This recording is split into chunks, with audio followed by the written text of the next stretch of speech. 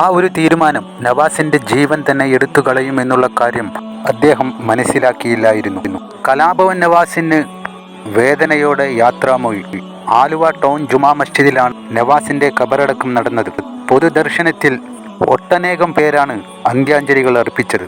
വിശ്വസിക്കാനാകാത്ത വിയോഗത്തിന്റെ വേദനയിൽ ഉറ്റവരാകെ ഉള്ളുരുകുമ്പോൾ തമാശകൾ പറയാൻ ഇനി നവാസില്ല. പോസ്റ്റ്മോർട്ടം കഴിഞ്ഞപ്പോൾ ആലുവയിലുള്ള നവാസിന്റെ വീട്ടിലേക്കാണ് മൃതശരീരം എത്തിച്ചത്. ഈ സമയം അടുത്ത ബന്ധുക്കളുടെയും മക്കളുടെയും ഉപ്പ ഇനിയില്ല എന്നുള്ള തിരിച്ചറിവിന്റെ വൈകാരിക നിമിഷങ്ങളാണ് എല്ലാവരും കണ്ടത്. ഇന്നലെ വൈകിട്ട് 5:30 സിനിമയുടെ ഷൂട്ടിംഗ് പൂർത്തിയാക്കിയ നവാസിന് 2 ദിവസത്തെ ഇടവേളയായിരുന്നു. ഈ ഗ്യാപ്പിൽ വീട്ടിൽ പോയി വരാമെന്ന് സഹപ്രവർത്തകരോട് പറഞ്ഞ് ഹോട്ടൽ മുറിയിലേക്ക് പോയതാണ് നവാസ്. റൂം ചെക്കൗട്ടാണെന്ന് ഹോട്ടൽ ജീവനക്കാരെ നേരത്തെ തന്നെ അറിയിച്ചിരുന്നു.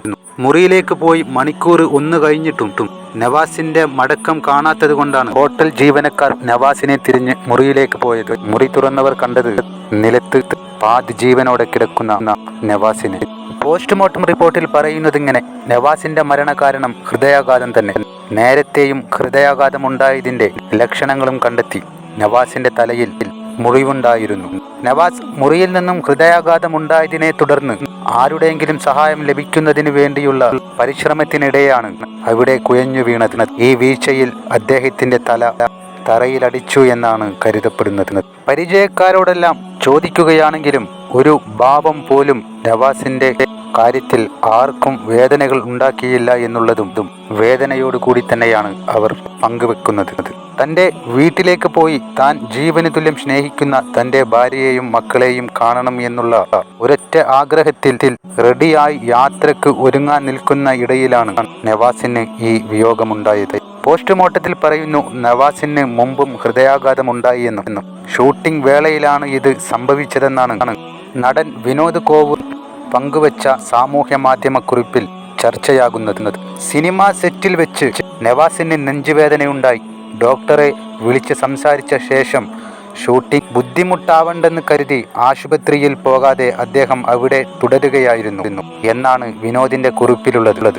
ഷൂട്ടിംഗ് കഴിഞ്ഞതിന് ശേഷം ആശുപത്രിയിൽ പോകാമെന്നാണ് നവാസ് വിചാരിച്ചത്. വേദന വന്ന സമയത്ത് തന്നെ ഡോക്ടറെ പോയി കണ്ടിരുന്നെങ്കിൽ എന്ന് ചിന്തിച്ചു പോയി. നവാസിന്റെ ചേതനയറ്റ ശരീരം കണ്ടപ്പോൾ അദ്ദേഹം അഭിനയിക്കുകയാണോ എന്ന് തോന്നിപ്പോയി എന്നും വിനോദ് കുറിച്ചിട്ടുണ്ട്. കണ്ണ് അല്പം തുറന്ന നിലയിലായിരുന്നെന്നും പ്രിയപ്പെട്ടവരെ മുഴുവൻ കാണാതെ ആ കണ്ണുകൾ അടയില്ല എന്നുമാണ് സാമൂഹ്യ മാധ്യമ പോസ്റ്റിൽ പറഞ്ഞിരിക്കുന്നത്. ആരോഗ്യകാര്യത്തെക്കുറിച്ച് നിരന്തരമായി തൻ്റെ സുഹൃത്തുക്കളെ ഉണർത്തുന്ന നവാസ് ആ ഒരു തീരുമാനമെടുത്തത് തെറ്റായി മാറി. അത് വിധി നടക്കുവാനുള്ള കാരണവുമായി.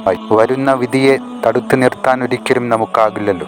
40ഓളം സിനിമകളിൽ അഭിനയിച്ച നവാസ് മികച്ച കഥാപാത്രങ്ങൾക്ക് ജീവൻ നൽകി സിനിമയിൽ സജീവമായി കൊണ്ടിരിക്കുന്ന വേളയിലാണ് അദ്ദേഹത്തിന് അത് പൂർത്തിയാക്കാൻ കഴിയാതെ മടങ്ങേണ്ടി വന്നത്. ഇത് മലയാള സിനിമാ മേഖലയ്ക്ക് തീരാ നഷ്ടം തന്നെയാണ്. നവാസിന്റെ പ്രിയപ്പെട്ടവരുടെ വേദനയുടെ ചിത്രങ്ങൾ വലിയ വിഷമം തന്നെ അത് കണ്ടു നിന്നവർക്കെല്ലാം നൽകിയതും.